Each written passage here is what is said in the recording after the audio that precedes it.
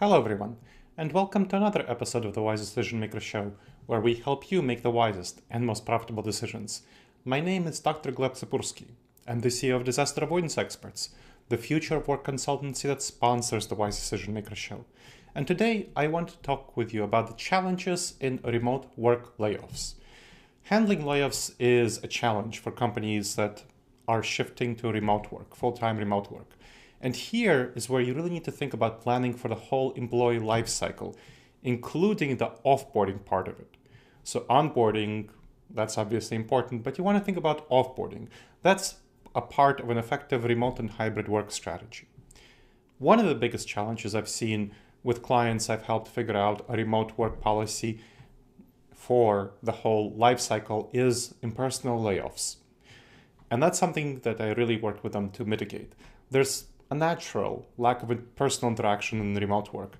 And of course, if you think about layoffs, they were traditionally done in person. So a person was called into their manager's office. There was a conversation where they were laid off and the manager could be compassionate and support them.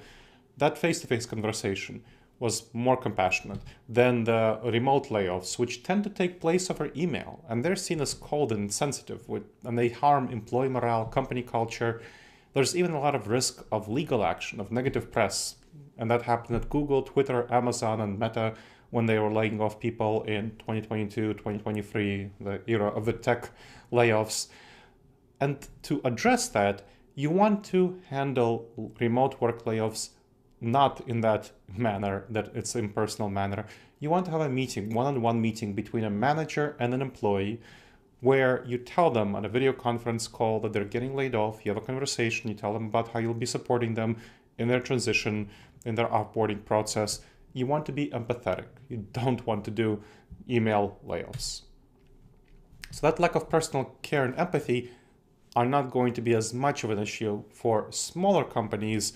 They won't get as much negative press. Of course, they'll still have the hit to employee morale and culture, but I'd have seen them even in organizations that are small, that are medium-sized, that have some egregiousness to them. For example, PagerDuty CEO Jennifer Tejada, she quoted Dr. Martin Luther King Jr. in a layoff email. That's not great. That showed a lack of serious lack of care and empathy, and that got a lot of negative press. Now, another challenge, that's one challenge, that impersonal, the danger of lack of empathy, care, concern, and the consequence, PR and legal as a result. Another challenge is equipment retrieval.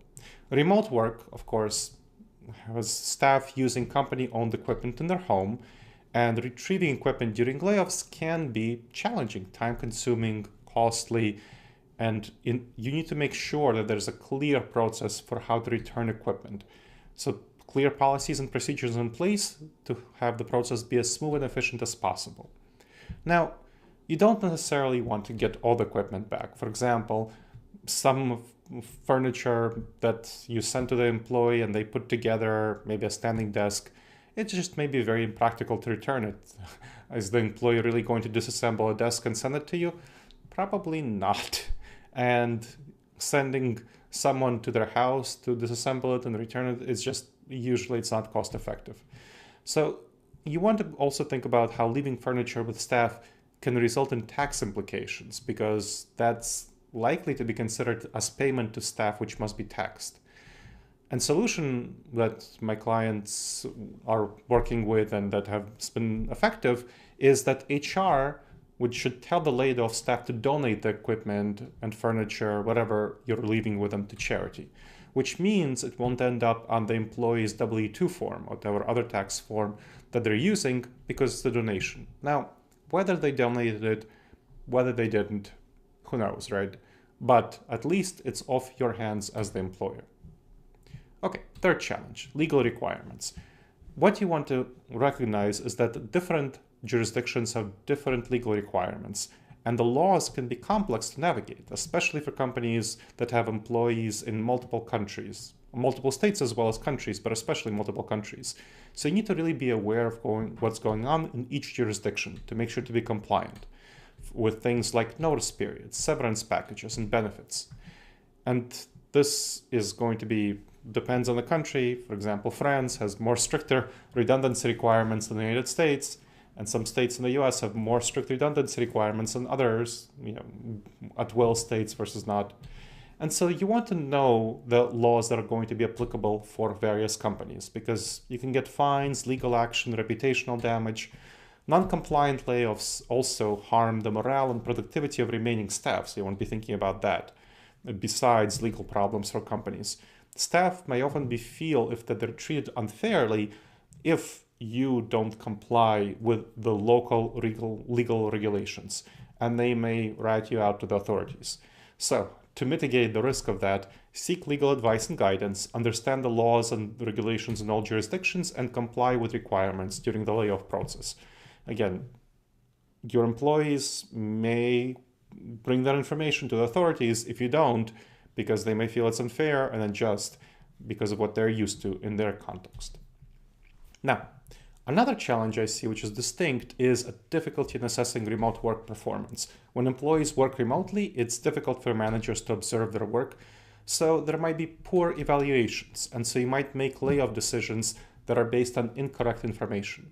And that is an example that I want to share with you. So there was an example of an IT company that laid off a really great remote staff member because the manager lacked a personal connection with her and just didn't see how good she was doing. So that's a big problem, that you might just not notice how well a remote employee is doing.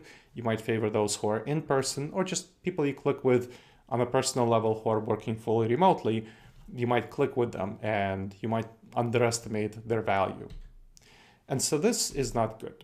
Another example I want to share with you is a financial services company that laid off several staff critical to the success of a project because it didn't evaluate the performance aspect of what would happen with that layoff. It was making a broader series of layoffs, and if it was happening in the office, they likely would have caught that, oh, there's an important project which these staff are working on.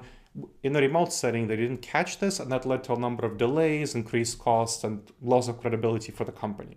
So you want to track that as well. Where are the different staff working? Because there are several staff, again, who are not from the same team, but from different teams who are collaborating on an inter-team project who just happened to be laid off. So that wasn't great. And there can be some cognitive biases you want to be aware of. So cognitive biases are the dangerous judgments we make because of how our minds are wired. And they play a significant role in assessment errors of employees. One is the confirmation bias, where we look for information that confirms our beliefs and ignore information that contradicts them. So managers often have preconceived notions about remote staff, which negatively affects their performance evaluation and leads to unfair and inaccurate layoff decisions. Not great. Another problem is the empathy gap, where we underestimate other people's feelings and their contributions, and that results in us undervaluing the remote employees' contributions. And so that is a challenge, and underestimating their feelings. That's another area of challenge, not simply in their performance evaluation, but more broadly in how they will react to layoffs. Another issue is the proximity bias, where we favor those who are physically near with us with personal relationships. And so remote employees can often be overlooked. And in fact, we have a number of research studies showing that remote employees who are higher performing often tend to be laid off or not promoted, despite them being higher performing, higher productivity, because managers don't rate them accurately. So it's essential to train managers to overcome these biases. And that's how you navigate layoffs in the remote work era. The remote work has definitely brought some new challenges to the offboarding process. So you want to address the 4 issues we discussed to have sensitivity, effectiveness, and compliance in layoffs, and have proper policies and procedures to mitigate the negative impact on employees who are remaining in your company, as well as those who are leaving your company. And navigating these complexities effectively is what will ensure well-being of employees, your existing employees and your laid-off employees, and the success of your company in the remote work era. All right, I hope you've benefited from this episode of the Wise Decision Maker Show. Please make sure to subscribe wherever you checked out the show and leave a review. It helps others discover the show, and it helps us improve the show.